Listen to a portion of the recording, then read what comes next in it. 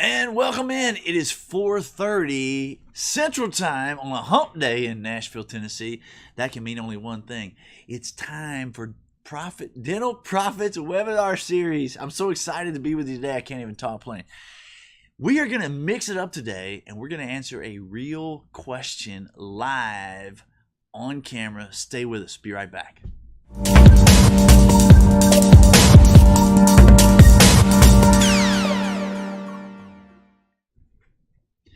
And welcome into the Dental Profits webinar series. I am your host, Sean Crabtree. Today, we're going to mix it up a little bit. This show is all about, every single week when we come to you live, it's all about you having happier clients, better results, making more money, and enjoying the ride. The last couple of weeks I've sort of been mentioning on these webinars that we'd love to have you contact us with real questions. In an ideal scenario, we'd love to get you on camera so that we can have a conversation about the specifics of your situation. They're going to be case specific. They're going to be circumstance specific. But we can have a two-way conversation about the challenges that you're having in your business, in your area, with your demographics, etc.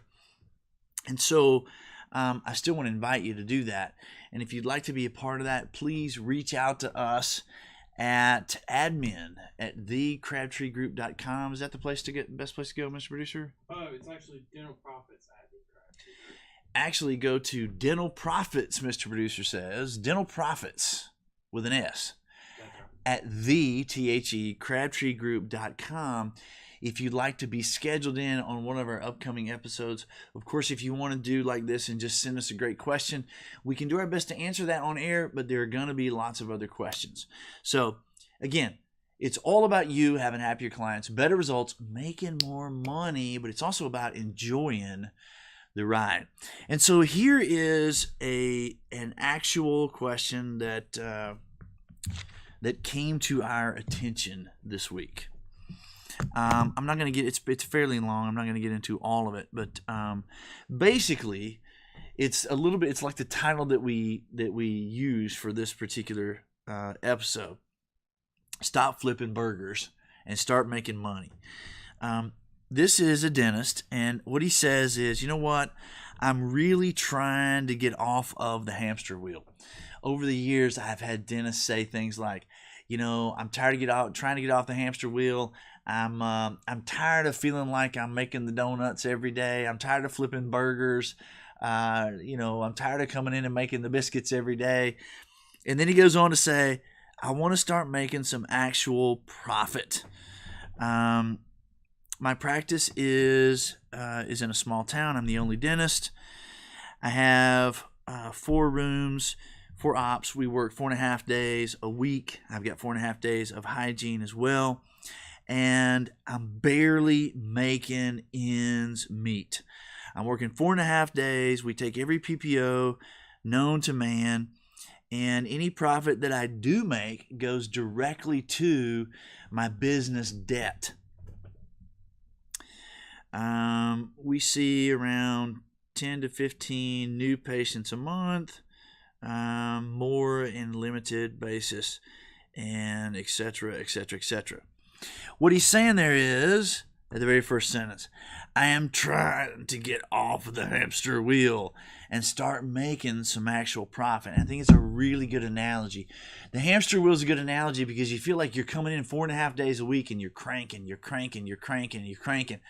and you're on the hamster wheel and you're running harder and harder and harder and harder.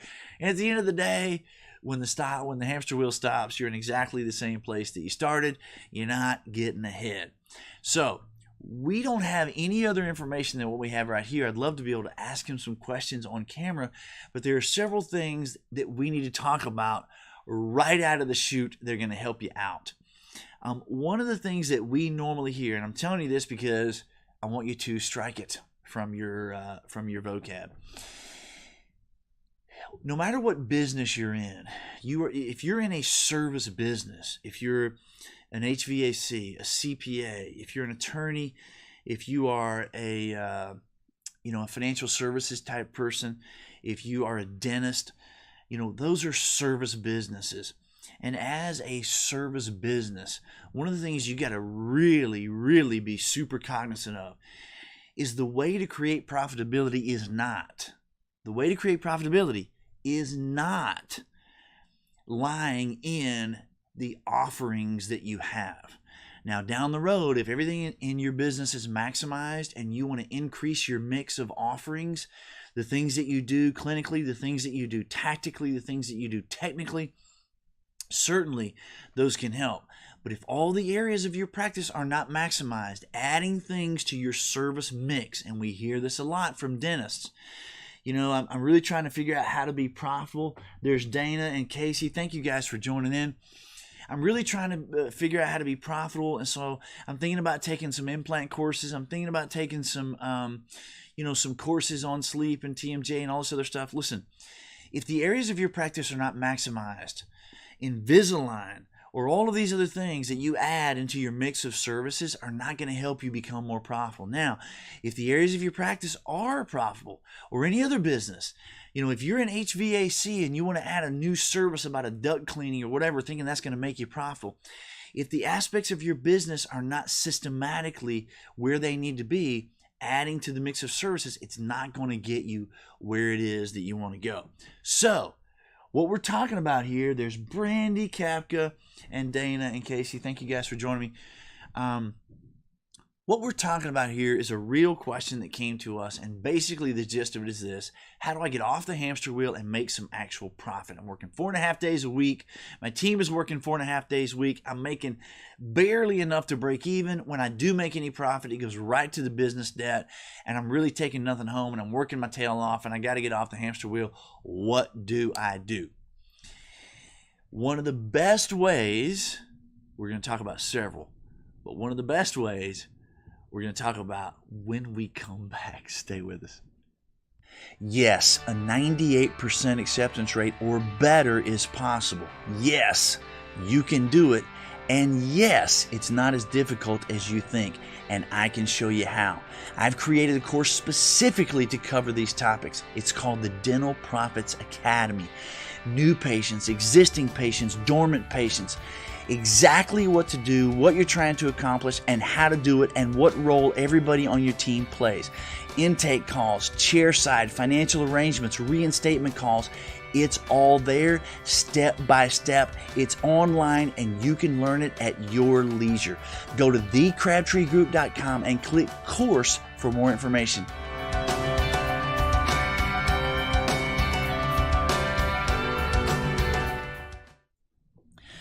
So you feel like you're on the hamster wheel, you're working 4.5 days in this particular situation, 4.5 days a week, churning through patients, not making any break even, not making any profitability. You feel like you're just running, and you're not getting ahead. Well, one of the first things we talked about is that you should not do is look at adding to your mix of offerings as a way to make profitability. It's not going to help you out because your systems are not in place. And so adding things to the mix of offerings is not going to help. One of the other things, and this is going to freak you out a little bit, if you listen to me or listen to this channel, you're not going to be expecting this. But one of the other things, and he mentions this later on in the email, he mentions that, I've thought about dropping PPO so that I could increase what I'm making. Listen, you're not even ready to have a conversation about that. If you're in this situation, you're listening to this or you're watching this, and you feel like you're on the hamster wheel where you're working 4.5 days a week and you have no profitability to show for it, promise me, look me in the eye and tell me that you're not going to try to increase your mixing, your offerings of services, and you're not going to try to drop your insurance as a way to create profitability. Those are two things that you're not ready for. Down the road, those may be very viable options, but right now, you got a lot more opportunities than moves like that. Spending money for mix to offer to increase your offerings, and losing money in terms of your PPO droppage, that's not where you want to go. I know you weren't expecting to hear that from me, because if you watch us on some of the other channels, you may get the impression that we don't see insurance as a good tool. It's actually quite the opposite. We see insurance as a very good tool as long as it's managed properly. And so dropping the insurance when it's not properly managed is only going to put you in a deeper hole. So what do you do? How do you get off of the hamster wheel and start making actual money? Well, the commercial that you just saw at break, is that what we call it, Mr. Producer, a commercial? The commercial that you saw for our course is one of the best ways to do this. You got to take stock of what's going on in all of the areas of your practice. I can promise you there's not one move that's going to fix it. There's not one thing that you can do that's going to fix it. It is a conglomeration of things that's going to help you get off the wheel and get into profitability. Those factors usually are running across, and if we had this person on camera, we could communicate back and forth about the specifics, but those factors are usually running across some big chunk things. Like, number one, you don't have a culture in your practice where everybody is on the same page. And so what you're doing is working. You're doing a whole bunch of do. What you need to do is slow down, get everybody on the same page, aligned behind a common vision. Answer these kinds of questions. Who is it? How is it? What is it? Where is it that we, not just you as the doctor, not just you as the office manager, who is it? How is it? Where is it? What is it that we as a team want to be for ourselves, for each other, and for our patients? And then once you have that laid out, that now becomes the first filter through which all decisions are made. The number of days that you work, what you're doing in terms of the kinds of patients that you're looking to market to, comprehensive dentistry versus phase presentation. When I say phase presentation, meaning you have a new patient show up, they've got $15,000 of work, and you're only presenting phase one, the SRP, let's say, right? All of those things are playing together to put you in a position, because you don't have any of those things in place.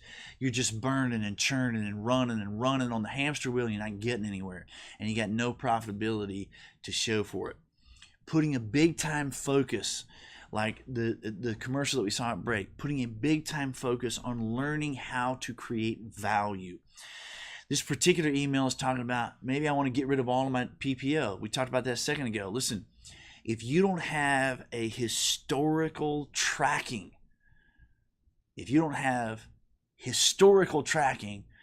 that gives you confidence that 9 times out of 10, when a patient shows up, you can present comprehensive treatment and have the patient accept it, pay for it, and schedule it all at that time. If that's not happening 9 times out of 10 with PPO, and you go dropping PPO, then you've just removed your safety net from the fall. And so, Brandy, I'm looking for a thumbs up, by the way, and Dana, I'm looking for a thumbs up or a heart, because you guys have been in this situation. I'd love to know, Brandy. Thank you so much, Brandy. What was your Brandy had a big win this week. Brandy had a very big win this week. We should get Brandy to tell us about that in terms of her treatment acceptance big win this week. I'd love to know, for you guys that are watching, what was your consistent overall treatment acceptance rate? And I know there's a little catch up on this, so we'll catch up in a second and we'll come back to that. Your ability to learn to create value while you have PPO insurance and that safety net in front of you is the thing that you need to maximize. So step 1, get everybody on the same page, aligned behind a vision. Step 2, use that vision as your first filter through which all decisions are made moving forward. Step 3, begin to departmentalize the practice. One of the first places you want to go is treatment acceptance. Brandy says big win. One of the first places you want to go is treatment acceptance, which is what we were talking about on that course just a second ago that you saw at the break. If you're looking to get off the hamster wheel and you want to begin to make some money, that's what we're talking about here, because you're working 4.5 days a week and you're not earning anything if you're just joining us, then There's Bethany. I'm so glad you caught us, Bethany, while we're live. Bethany, what is your highest treatment acceptance rate? Give me a percentage on that. Dana says 98% average. There you have it, folks. 98% treatment acceptance average. And what that means is Dana's only counting accepted as, presented and paid for and scheduled. Not presented and scheduled. Presented and paid for and scheduled. 98%. What would your practice look like if 9.8 times out of 10 you've got the confidence of knowing that you can create value and the patient loves you and sees value in what it is that you're doing? That's where we're trying to go. Brandy, I want to catch up with Brandy here real quick. She had a big win this week. She's not telling the whole story. It was a $7,300 case accepted. She says with a 30-second financial. Now I'm going to brag on her just a little bit because she's in a unique situation. And bottom line, Brandy really handled this case from start all the way to finish. From intro to finding out what's most important to the patient, chair side to what's going on in the mouth, all the way to presenting the financial. 30-second close, $7,300. Congratulations, Brandy. Let's see if Bethany, what is your... Oh, that's awesome, Brandy. Hey, Bethany, give us your, if you remember, give us your treatment acceptance rate. So one of the best ways for you to begin to turn this thing around after you've done the first two things is put a big focus on treatment acceptance. Get that course and learn how the people on your team need to be implementing systematically what's going on from the time the phone rings until the financial. Who plays what role in that scenario? What are we trying to accomplish on each one of those things, right? What is our outcome? How do you do it? That's what that course is all about. I promise you it'll be the best money that you've ever spent. Now, why do I say that that's important in terms of this conversation? Well, think about it. What we're talking about here is in this particular email that we're going over, this doctor's feeling like I'm working 4.5 days a week and all I'm doing is running on the hamster. I'm on the treadmill. I'm not getting anywhere. I'm not able to make ends meet. And what little profitability I do have goes directly to business debt. So I'm just choking, man. I'm drowning. I'm not getting ahead here. It's killing me. Treatment acceptance. If you've done the first two things, lay out your vision, get everybody on the same page, and then use that vision as a filter. The first filter through all decisions. Second thing is compartmentalize your practice. And the first focus is treatment acceptance. That's your biggest opportunity. Remember, you're on the treadmill.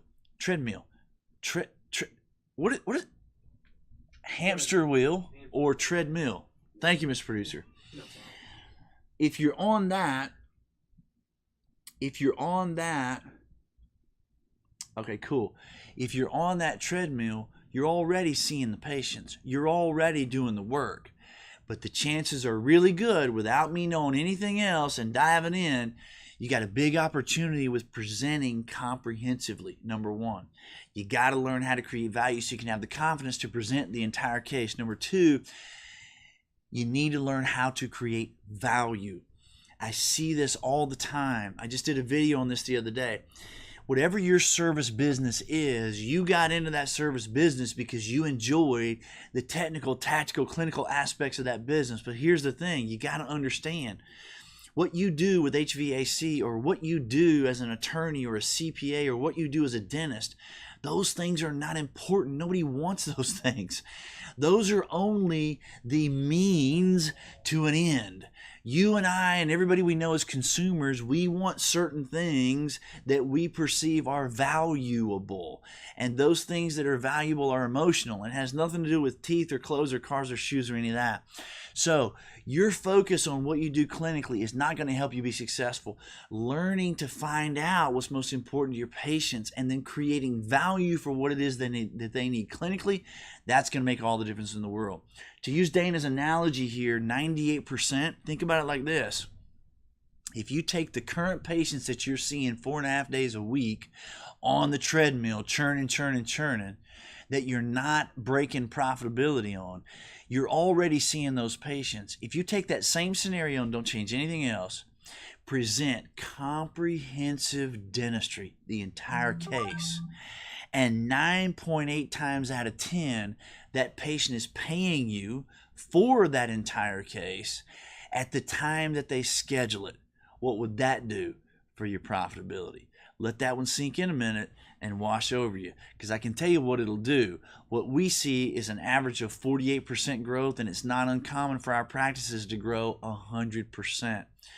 Bethany says, I believe my treatment acceptance rate is about 90% in hygiene.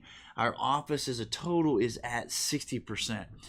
And so Brandy has an opportunity to implement the things that she's learning in this new office so that these guys understand how to create value. A 60% month-to-date treatment acceptance rate means that 40% of what we've presented has not yet been accepted. And in my world, accepted means paid for. Because remember, the concern you're having is not the running and the producing, right? You're doing a great job of running and producing on the treadmill. Problem is, it's not translating to profitability. And that's where your opportunity is in this conversation. Learning how to find out what's most important to the patient and get that 98% acceptance rate. Bethany knows how to do it. Brandy, Dana knows how to do it. Cam knows how to do it. And that's the way you do it. So if you feel like 4.5 days a week you are on the treadmill running, but you're not breaking into any kind of profitability, so you don't feel like you're getting ahead, there's 3 things that you need to do. Number 1, stop the merry-go-round, get your entire team together and sit down and walk through who is it, how is it, and what is it that we want to be. Create a vision. Who is it that we want to be for ourselves, for each other, and for our patients? Formulate that into a nice, well-worded paragraph. And then number 2, allow that vision to be the first filter through which all decisions are made. Number 3, departmentalize the practice and start with the most important one, treatment acceptance. Now that we have a vision and we're making decisions through that vision, now we can jump into your number 1 opportunity, which is treatment acceptance. Learn to systematize that from the intake call to what happens chair side to what needs to happen with the financial. Everybody knows their role. Everybody knows what comes before them in their role and what comes after them in their role. Each person is supporting the next step in addition to accomplishing what they're trying to accomplish in that step. And that's what's going to completely change everything for you. Think about it. Again, if 9.8 times out of 10, any patient that shows up, you've got the confidence that you can present the comprehensive case. The patient will be excited about it, will see value in it, will accept it, and will pay for it. You don't have to do anything else. You don't have to add, you don't have to drop insurance. You don't have to add new service offerings into the mix. You don't have to increase your new patients. You don't have to spend dollars on marketing. All of that is currently already in place. All you have to do is do those 3 things. And that's what's going to have you be successful. And that's what I want for you. And that's why we come to you every single Wednesday just outside of Nashville, Tennessee at 4:30 Central, specifically to talk about ways for you to have happier clients, better results, making more money, and enjoying the ride. I'm Sean. I will see you next Wednesday. By the way, please, if you know somebody who is in dentistry and would like to have these conversations at a very deep level, please have them go apply to our closed Facebook group. It's Dental Profits. Is that right, Mr. Producer? That's right. Go to Facebook and look at Dental Profits and apply to jump into our group. If you are in dentistry and you're in that group, please share that information with somebody who you know needs to be in that group. Let's get as many folks as we can into that closed group so that we can have conversations like this at a very high level where we're really getting in depth. We don't go in depth into the Crabtree Network, but over in the closed Facebook group, we really take a deep dive into all of this stuff. And I'd love to have as many of you involved and commenting and engaging and posting and all of those other kinds of things. So please reach out to us at Dental Profits on the Facebook group. If you have questions or concerns, one more thing, we'd love to be able to, it's great for us to be able to talk about this particular email, but it would be much better to be able to do that live so that we can ask questions, so I can ask questions about your particular situation and help you with your specifics take your business to the next level. That's why we're here. It's all about you having happier clients, better results, making more money, and enjoying the ride. I'm Sean. I'll see you next week.